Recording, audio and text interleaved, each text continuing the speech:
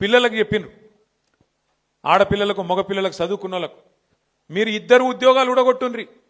కేసీఆర్ది కేటీఆర్ది ఇద్దరు ఉద్యోగాలు ఊడగొడితే మీకు మొదటి సంవత్సరంలోనే 2 లక్షల ఉద్యోగాలు ఇస్తామని చెప్పిండా? యాదుకున్నదా? చదువుకున్న పిల్లలు పాపం వాళ్ళ అవ్వకు తాతకు పెన్షన్ వచ్చినా వీళ్ళు పోయి కాలు మొక్కితే వాళ్ళు కూడా మన ఖిలాఫ్ ఓటేసిండ్రు.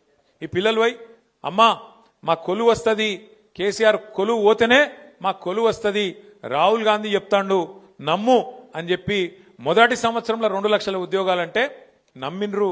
నమ్మి ఆయనతో వీళ్ళు కాలు మొక్కితే పిల్లలు అయ్యో పాపం పిల్లల కొలువు వస్తుందట అని చెప్పి వాళ్ళని కూడా ఓటేసి గెలిపిస్తే ఇలా పిల్లల్ని కూడా మోసం చేసిండు. మొదటి సంవత్సరంలో 2 లక్షల ఉద్యోగాలు అన్నాడు. 2 ఏళ్ళు అయిపోయింది. 2 ఏళ్ళు కలిపి కూడా ఇప్పటికే 6-7 వేల ఉద్యోగాలు కూడా ఇయ్యలే రేవంత్ రెడ్డి. గతంలో మనం ఇచ్చిన ఉద్యోగాలకి ఇలా ఈయన కాయిదాలు ఇచ్చుకుంటా అవి నేను ఇచ్చినా అని అబద్ధం చెప్తా ఉన్నాడు.